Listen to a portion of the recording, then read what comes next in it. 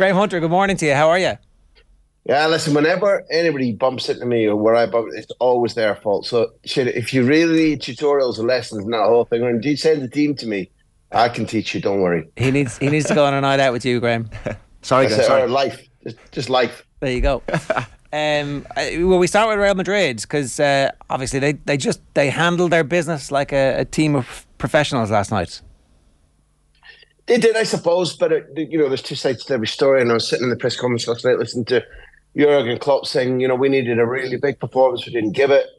Early on, I thought both keepers stood out in making sure that there weren't goals. And I really, I thought Courtois' save from Darwin was extremely good. And as such, I felt the tide would have turned had Liverpool scored. In that, for some strange reason, there was a relative jitteriness around Madrid, and I don't mean the media. I think that the players aren't used to could take that. You've got a squad there at Real Madrid who don't really do careful, conservative nil-nils.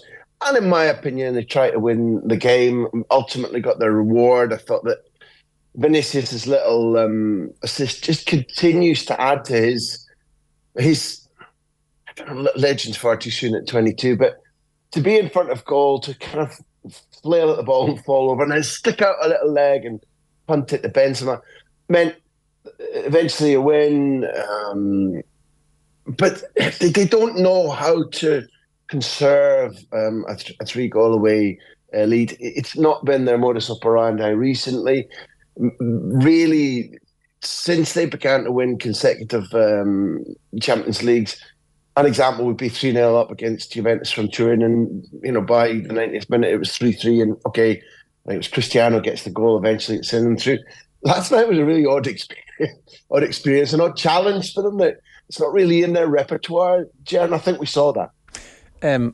We were talking yesterday about Pep and how it's a bit of a privilege to be living through the experience of watching him try and solve the conundrum that he has at the moment of having one of the greatest weapons in the history of football, but not really wanting to use it the way that everybody else thinks he should, and him wrestling with his principles. In a way, what's happening at Madrid is a completely different challenge, but we are living through like a wildness to their play, while at the same time they're harvesting Champions Leagues. It's great that they are so cavalier and attack-minded, and that is the thing that is delivering Champions Leagues, as opposed to a sterile Catenaccio-style Italian football where we're going to win this on penalties after 120 minutes, lads. Let's dig in. They don't have that. Listen, as somebody who grew up, I'm a lot older than both of you, somebody who grew up watching, Catenaccio football in Europe and the staleness and also teams that copied that. There was a ripple effect, wasn't there, about do your utmost to draw 0-0 away and then, win 1-0 at home. As glorious as Nottingham Forest's triumphs were in Europe, some of their games and the final against Hamburg, you couldn't contrast it with what we're seeing today.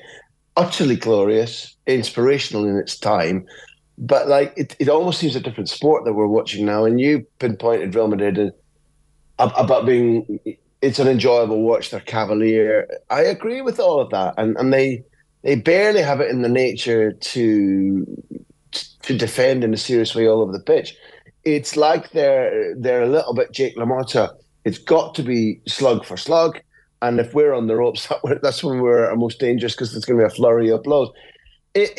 I'm not suggesting that they have no idea at all about how to defend a lead. Had it been a one-goal advantage from Anfield, I think we'd have seen a lot more, say, shrewdness. I think we'd have seen them tactically more awake. I will say that although they eventually get the goal, by about midway through the second half, they'd shifted down a gear, and it wasn't defending, it wasn't really conservative, but they've looked relatively physically tired as a bunch. That isn't tailing off at the end of games, because I think they've scored something like 9 or 10 goals after the 90th minute in the last 15 matches. Or after the 80th minute, sorry, Jeff.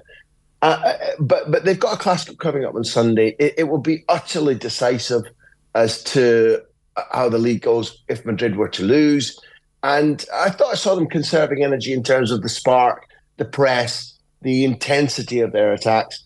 And eventually they get a goal, and they were consistently playing quick transition balls up through a Liverpool side, which ebbed and flowed in terms of their own energy. I spoke to a lot of ex-professional footballers, whether it be from Spain or from the Premier League, in the build-up to the match. It's a mecca for those who like to spend their time as TV co-commentators or analysts. And everybody said the same, we don't know which Liverpool we're going to see. Something like a version of the one that beat Manchester United, or the one that was pretty rank against Bournemouth, and nor did I.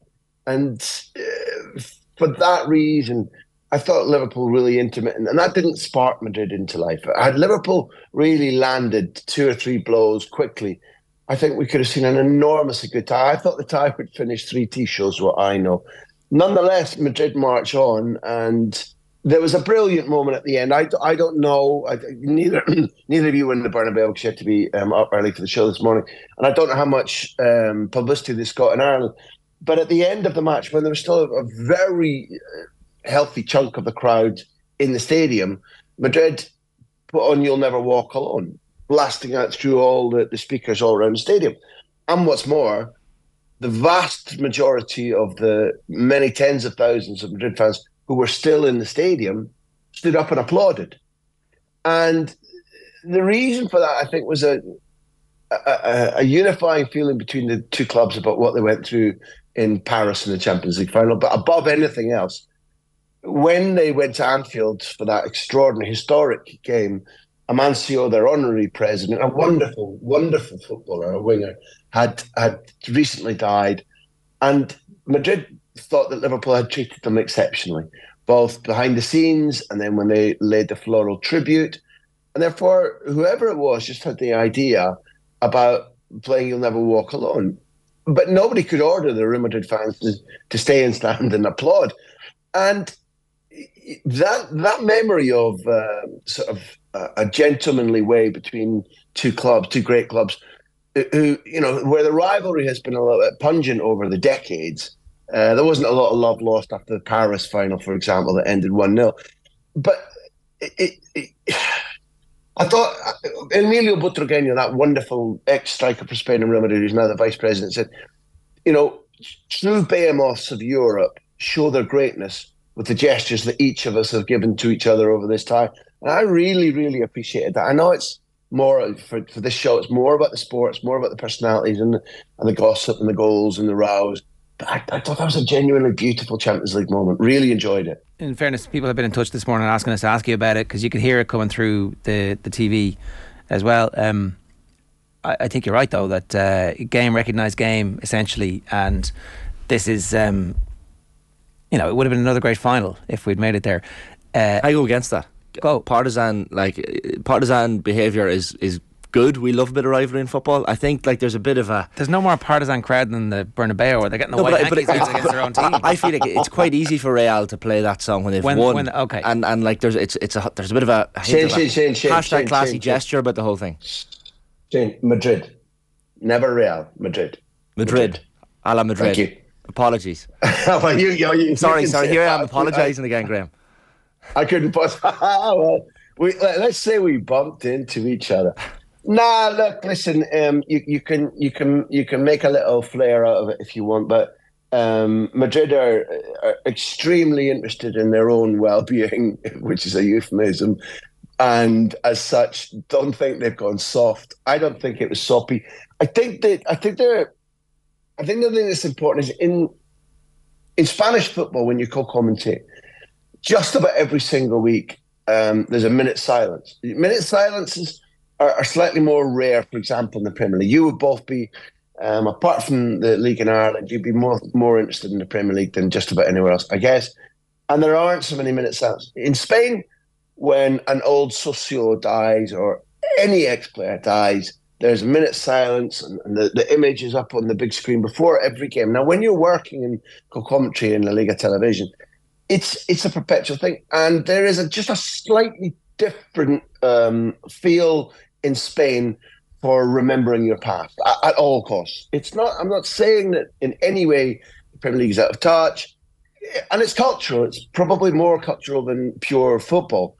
But if you accept my premise there that happens so much at every stadium, almost every weekend, then you have to imagine.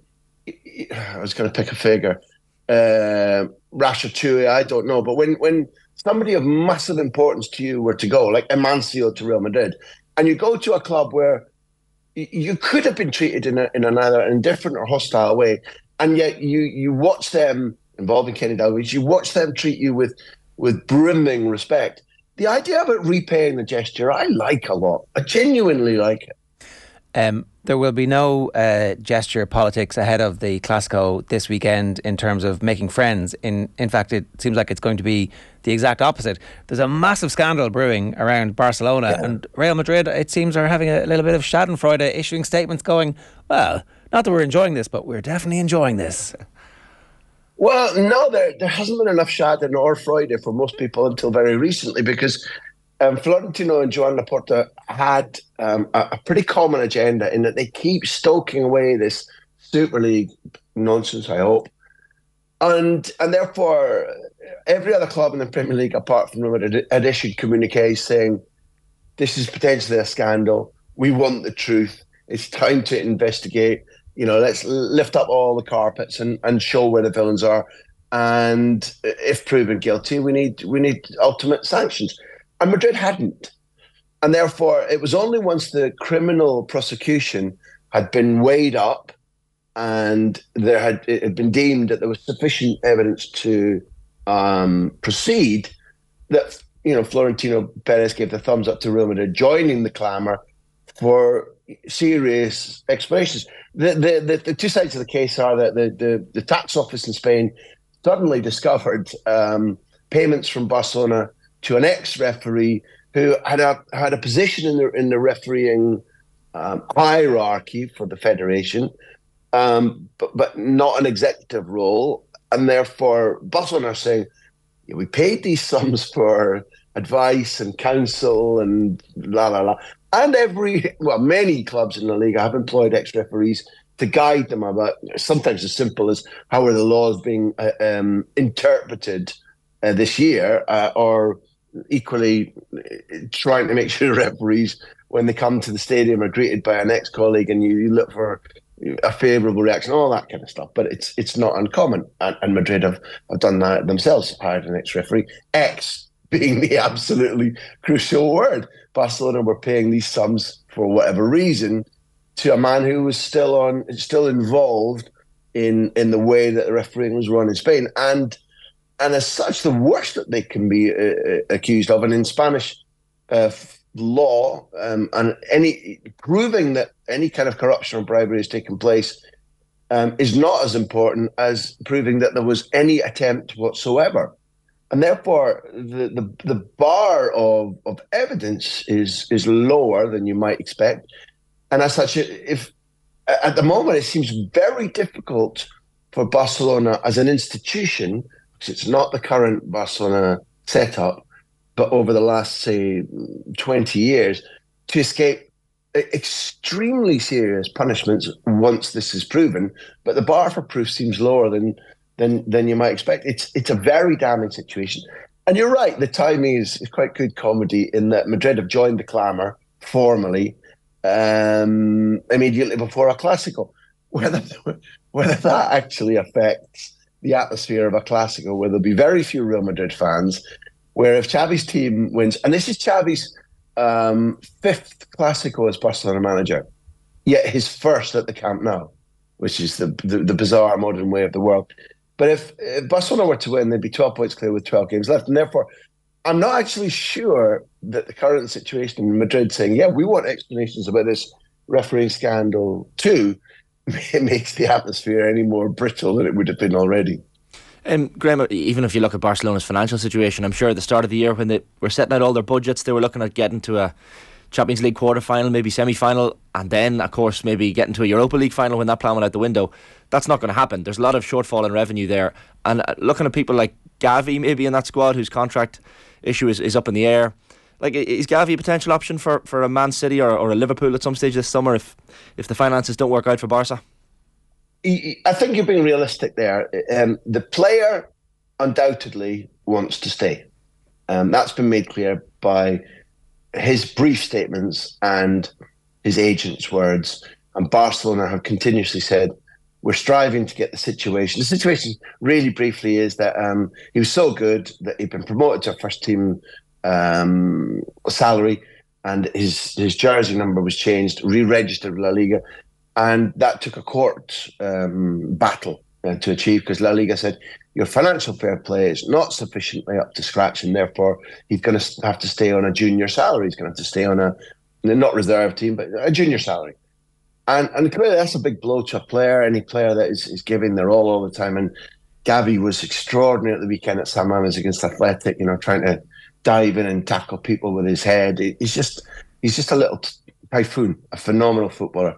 And therefore he's, in theory, I don't know whether Barcelona are complying or not, but in theory he's been put back on the junior wages, which could be, in terms of, there could be millions of a difference between what he's supposed to be paying now and what he's been paid 10 days ago. So, and it also means that for as long as La Liga have their way on this and Barcelona are appealing it in legal terms, then he's out of contract. He wasn't out of contract 10 days ago, potentially at the end of the season. He will be now. Whether he would leave in disgust, Shane, I don't know. I'm due to interview him next week.